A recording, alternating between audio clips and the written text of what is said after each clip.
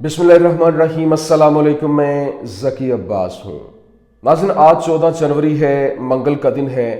और रात गए फ़लस्तीनी मज़ाहमत की जानिब से एक साथ 13 ऑपरेशन किए गए, जिसमें मुतअद्दिद इजरायली फ़ौजी निशाना बने, जिसमें कई हलाक हुए, कई ज़ख्मी हुए।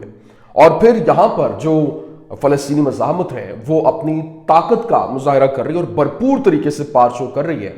और इसी स्टेज के अंदर हमने देखा है कि पिछले रीसेंट दिनों के अंदर उन्होंने बहुत बड़ी तादाद में इंडक्शंस भी की, नए जंगजू भर्ती भी किए। और फिर उस टाइम पे जब गजा जंग बंदी की जो एक डील चल रही है, मुआहदा चल रहा है और बातचीत हो रही है, वहां पर जो ये अपनी पार शो कर रहे हैं। यहां पर दो पर्सपेक्टिव्स हैं। एक तो ये कि या तो आप हथियार डाल दें,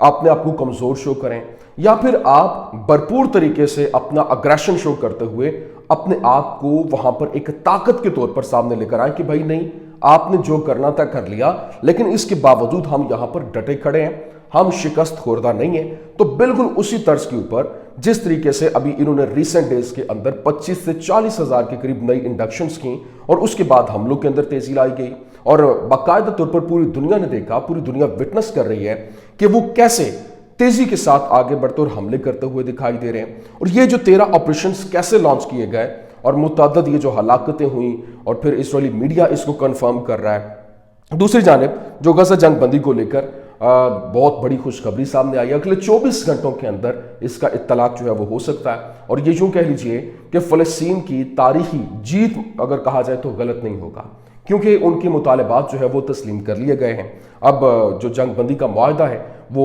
इम्प्लीमेंट होने जा रहा है और ये 20 जनवरी से पहले पहले ये होना था, क्योंकि जिस तरीके से डोनाल्ड ट्रंप की जानिब से बाकायदा तौर पर धमकी दी गई थी और कहा गया था कि 20 जनवरी से पहले पहले जब मैंने ऑफिस होल्ड करना है उससे पहले पहले ये जो है वो फैसला इसके ऊपर हो जाना चाहिए, जंग बंदी हो जानी चाहिए। उसने हमास को भी कहा कि अगर आपने ना किया तो फिर जो यहाँ पर आपके खिलाफ खुली जंग होगी। और दूसरी जानिब नेतन्याहू को भी इसी तरह से वार्न किया गया। तो ये एक बहुत बड़ी यूँ कह लें कि फतह है जो कि फ़लस्तीन के लोगों की, क्योंकि यहाँ पर मुकम्मल तौर पर ये अपना जो कंट्रोल चाहते थे वो तो कर नहीं सके। हाँ, वहाँ पे ज़मीन को इन्होंने मलिया मेट कर दिया, घरों को मलिया मेट करके रख दिया, जिसके बाद इनके वज़रा भरपूर तरीके से अपनी हुकूमत के खिलाफ और अमेरिका के खिलाफ नाला दिखाई देते हैं। ये क्या स्टोरी है, आपके सामने रखना है। और फिर यमन की जानिब से हाइपरसोनिक मिसाइलों के साथ हमला किया गया है, जिसके बाद इजरायली जो एयरपोर्ट है बेन गुरियन एयरपोर्ट, उसको टारगेट पे लिया गया, उसको बंद कर दिया गया, प्रवासी मुअत्तल कर दी गई। कैसे ये ऑपरेशन लॉन्च किया गया, तमाम तो डिटेल्स वन बाय वन आपके सामने रखते हैं। अच्छा नाज़रीन, सबसे पहले बात कर लेते हैं कि जो मैंने आपको बताया कि रात के जो ऑपरेशन हुए इसमें फ़लस्तीनी मज़ाहमत की जानिब से बताया गया कि एक पेचीदा ऑपरेशन के अंदर अल-कस्साम के जंगजुओं ने एक इमारत पर छापा मारने में वो कामयाब हुए, जहां पर 25 फौजियों पर मुश्तमिल जो सहूनी इन्फेंट्री फोर्स ने कालाबंदी कर रखी थी और इनके साथ तरह तरह के हथियारों से वो निपटे और इस फोर्स के तमाम अरकान को उन्होंने निशाने पर लिया, जिसमें हलाकतें और जख्मी भी रिपोर्ट हुए। और रेस्क्यू फोर्स के पहुंचने के फौरन बाद एक बारूदी सुरंग का धमाका किया गया, जिसमें 2 ट्रूप्स कैरियर्स में आग लगाई गई और इमारत में आग अब भी चल रही है। और गजा की पट्टी के जनूबी हिस्से में रफा शहर के वस्त में अल शबूरा कैंप के अल नजीली इलाके के अंदर झड़पें जो है वहां पर भी जारी हैं। जबकि फ़लस्तीनी मज़ाहमत के तर्जुमान की जानिब से अबू उबैदा उसने दावा किया कि इजरायली फ़ौज का नुकसान इत्तला से कहीं ज़्यादा है और दुश्मन को शुमाली गजा में शिकस्त होगी, जिल्लत के साथ पसपा हो जाएगा, सिवाय तबाही और बेगुनाहों के कत्ले आम के कुछ हासिल नहीं होगा। अभी बाकायदा तौर पर रेजिस्टेंस ऑपरेशंस के हवाले से जो कि वेस्ट बैंक में उन्होंने किए वहाँ पे शो किया गया कल तक, मतलब जो पिछले 24 घंटों के अंदर 13 ऑपरेशंस इन्होंने लॉन्च किए, जिसमें अगर कहा जाए तो इसमें 13 ऑपरेशंस के अंदर जो यरूशलेम के अंदर हिस्मा के इलाके के अंदर उन्होंने हमले किए, जैनिन के अंदर ज़बूबा वहाँ पर एक्सप्लोसिव डिवाइसेस का इस्तेमाल किया, यामून के अंदर वहाँ पर उन्होंने क्लैशेस हुए, दो बदू लड़ाई हुई, फिर सलाल दाहर के अंदर वहाँ पर क्लैशेस हुए, दो बदू लड़ाई के अंदर उन्होंने जंगजू जो थे वो आमने सामने लड़े, और नाबलस के अंदर एनुल कैंप के अंदर वहाँ शूटिंग के वाक़यात पेश आए, साल्फिट के अंदर जो वहाँ उन्होंने मुख्तलिफ इलाकों के अंदर उन्होंने गाड़ियों को निशाना बनाया, वहाँ पर एक्सप्लोसिव डिवाइसेस नस्ब की। हाबरून के अंदर उन्होंने वहाँ पर भी सेम यही सिचुएशन इख्तियार करते हुए गाड़ियों को निशाना बनाया और इसी तरह से जो मुख्तलिफ इलाकों में उन्होंने माइंस वगैरह बिछाकर कार्रवाइयाँ अमल में लाई गई। अभी जिस तरह से मज़ीद बताया गया कि यहाँ जो हालात हैं وہ کتنی تیزی کے ساتھ بدل رہے ہیں. اور ابھی جو وائی نیٹ ہے اس کی جانب سے بھی بتایا گیا کہ 5 IDF soldiers killed in northern Gaza, 8 severely wounded. مطلب 8 جو ہے وہ بہت سویرلی زخمی ہیں اور 5 جو ان کے فوجی ہیں وہ ناردرن غزہ کے اندر مارے جا چکے ہیں. جبکہ اس کے ساتھ ساتھ جو IDF سولجرز کے حوالے سے وائی نیٹ نے ہی رپورٹ کیا, اس نے کہا کہ IDF soldiers severely injured in Gaza battles fights drug resistant bacteria. مطلب جو ڈرگ ریسسٹنٹ بیکٹیریا جو ہے وہ ان کے اندر پھیل رہے ہیں. پہلے کسی کی ٹانگ کاٹی گئی ہے, اس طرح سے کر کے جو بیکٹیریا پھیلنے کے بعد اب وہ بہت زیادہ سویرلی یہ خطرے کی علامت بنتے ہوئے دکھائی دے رہے ہیں. لیکن ابھی جو اسرائیلی چینل 14 نے یہ کہا کہ مذاکرات سے واقف ذرائع سے انہوں نے کنفرم کیا, انہوں نے کہا یہ ہتھیار ڈالنے کا معاہدہ ہے, ہم نے ٹرمپ اور میڈیا کے دباؤ کی وجہ سے ہتھیار ڈال دیے ہیں. یہ باقاعدہ طور پر اسرائیلی میڈیا اپنی حکومت کو آڑے ہاتھوں لے رہا ہے. اور پھر اسرائیلی میڈیا کی جانب سے یہ کنفرم کیا گیا اور کہا گیا کہ نتن یاہو کے قریبی صحافی ایریل سیگل, اس نے کہا کہ ٹرمپ کے انتخاب کی قیمت ہم سب سے پہلے ادا کرنے والے ہیں اور معاہدے کو قبول کرنے کے لیے ہمیں زیادتی کا نشانہ بنایا جا رہا ہے. مجھے نہیں لگتا کہ یہ وہی ہے جس کا ہم نے منصوبہ بنایا اور انتظار کیا تھا. اب انہوں نے انتظار کیا تھا, وہ آگے کہتا ہے کہ ہمیں توقع تھی کہ ہم اس شمالی غزہ پر کنٹرول اور انسانی امداد کو روک دیں گے اور وہاں پر مکمل طور پر ہمارا تسلط ہوگا. تو مطلب ابھی ان کا وہاں پہ یہ سارے کا سارا معاملہ نہیں ہونے جا رہا اور وہاں پہ کنٹرول جو ہے وہ بھی نہیں ہوگا. اب ساتھ ہی ساتھ جو اسرائیلی تنظیم ہوتم ہے اس نے متوقع تبادلے کے معاہدے کے اوپر تبصرہ کیا اور اس نے کہا کہ اسرائیلی حکومت نے اس ملک کے ہر فرد کو فلسطینی دھڑوں کے لیے اپنے قیدیوں کو رہا کرنے کا ہدف بنا دیا ہے. اور اس کا مطلب ہے کہ اسرائیل کو گھٹنوں کے بل لانا اور اسے ختم کرنا, جیسا کہ یہ دھڑے چاہتے ہیں. لیکن اس کے علاوہ جو ٹائمز آف اسرائیل ہے اس نے رپورٹ کیا, اس نے کہا کہ نتن یاہو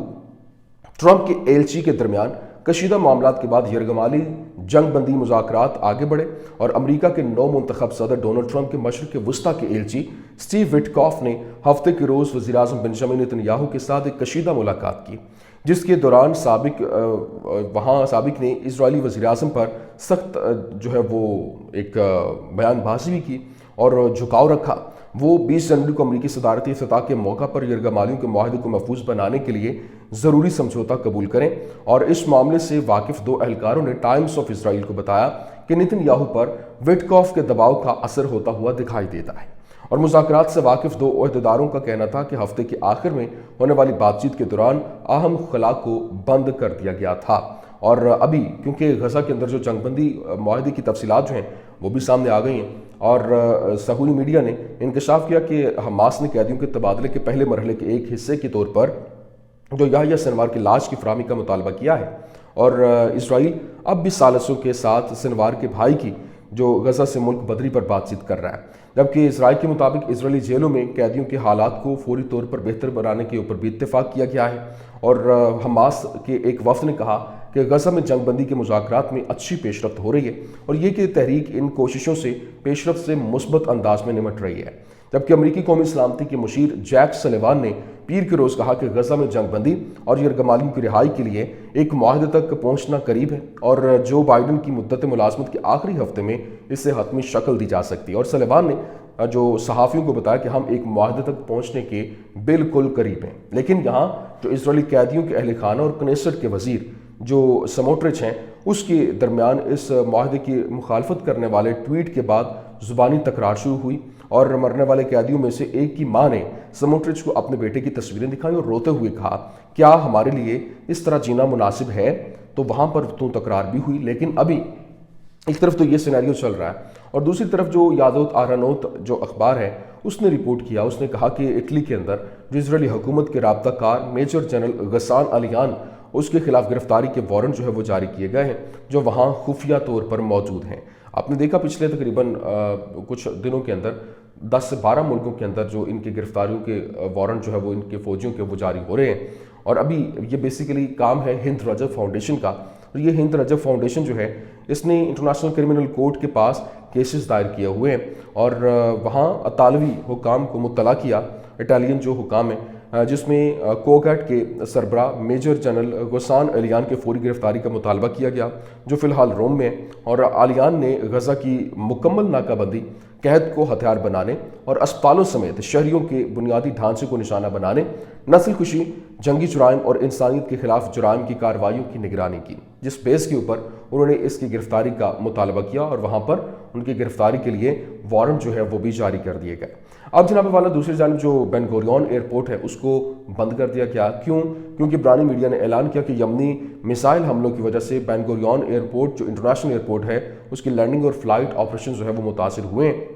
اور اسرائیل میڈیا نے رپورٹ کیا، بتایا کہ اب ballistic missile was launch from Yemen towards Israel, جو اسرائیل کی طرف بیلسٹک میزائل جو ہے وہ لانچ کیے گئے ہیں اور یہ حملے جو ہیں وہ ادھر سے یمن کی جانب سے جاری ہیں۔ نشانہ بنایا جا رہا ہے کہ کس طریقے سے وہ باقاعدہ طور پر بدلے کے لیے اور غزہ جنگ بندی جب تک نہیں ہو جاتی تب تک وہ اپنے حملوں کا سلسلہ اسی طرح سے جاری رکھیں گے۔ لیکن یہاں پر جو الجزیرہ ہے، مڈل ایسٹ آئی ہے اور دیگر جو قطری فنڈڈ آؤٹ لیٹس ہیں، کبھی قطر میں امریکی اڈوں، بدعنوانی اور امریکہ اور اسرائیل کے ساتھ ملک کے تعلقات کے بارے میں کچھ کیوں نہیں کہتے ہیں؟ اور وہ تمام عرب ممالک کے ساتھ ایسا کرنے میں آسانی محسوس کرتے ہیں، لیکن قطر کبھی بھی نہیں۔ کیوں؟ آخر اس کی وجہ کیا ہے؟ یہ ایک بہت اہم ترین کوشچن ہے کہ آخر ایسی کیا ریزن ہے؟ لیکن یہاں پر جو اینتھنی بلنکن ہے اس نے ایک ایسی کھوکھلی تقریر کے ساتھ الوداع کیا ہے، ابھی کیونکہ وہ الوداعی تقریر تھی اس کی جو کسی کو بے وقوف نہیں بنا سکتا، اور اس کی میراث غزہ کی امداد، مظالم کی مالی اعانت اور نسل کشی کو چالو رکھنے کے بارے میں جھوٹ پر مبنی ہے۔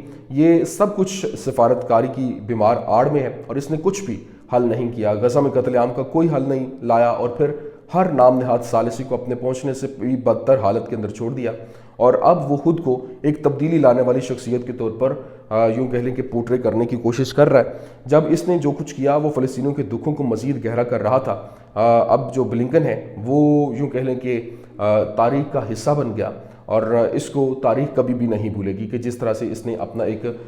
گندہ کردار تاریخ کے اندر ادا کیا ہے۔ لیکن یہاں پر جو ایک اہم ترین خبر ہے وہ یہ ہے کہ جوہری تباہی کے خطرے پر بات کرتے وقت خواہ وہ مشرق وسطیٰ میں ہو یا پھر روس کے ساتھ، ہمیں ہمیشہ مستقبل کی حقیقت کے طور پر جوہری تباہی کے امکانات کا اندازہ لگانا چاہیے، تاہم اس طرح کے ہتھیاروں کے استعمال کا اصل نقطہ جو ہے وہ دونوں فریقین کو نہ صرف عمل کرنے بلکہ باہمی فنا کو قبول کرنے کی ضرورت ہے۔ اگرچہ ہم اکثر اپنی زندگی میں جوہری صلاحیتوں کے تعینات ہونے کے وہ معاملات ہیں اس کے امکانات کے بارے میں قیاس آرائیاں کرتے ہیں، لیکن یہ ابھی تک ممکن جو ہے وہ نہیں ہو سکا ہے۔ لیکن ابھی جو حالات ہیں وہ بہت تیزی کے ساتھ بدل رہے ہیں، اور چینل 12 ہیبریو جو ہے عبرانی چینل 12 نے رپورٹ کیا کہ ministers of the Israeli Shas party we will vote in the favour of the prisoner exchange deal, مطلب دو جو منسٹرز ہیں انہوں نے کہا کہ وہ شاس پارٹی سے ان کا تعلق ہے اور انہوں نے کہا کہ وہ ایکسچینج ڈیل جو ہے قیدیوں کے ایکسچینج ڈیل اس کے حق میں وہ ووٹ کریں گے، اور یہ ان کے لیے بہت واضح اور دو ٹوک پیغام بھی ہے۔ انہوں نے کہا کہ ہم امن چاہتے ہیں، اور چلو شکر ہے کوئی ایک تو بیچ میں اس طرح سے نکلا کیونکہ عوام کا پریشر جو ہے وہ بھی بہت تیزی کے ساتھ بڑھتا ہوا دکھائی دے رہا ہے۔ یہ کچھ اہم ترین اپڈیٹس تھیں، میں نے کہا میں آپ کے سامنے رکھ دوں۔ امید کرتے ہیں ویڈیو آپ کو پسند آئی ہوگی، پسند آنے کی صورت میں لائک کیجیے، شیئر کیجیے اور ہمارے چینل کو سبسکرائب کرنا مت بھولیے گا۔ شکریہ۔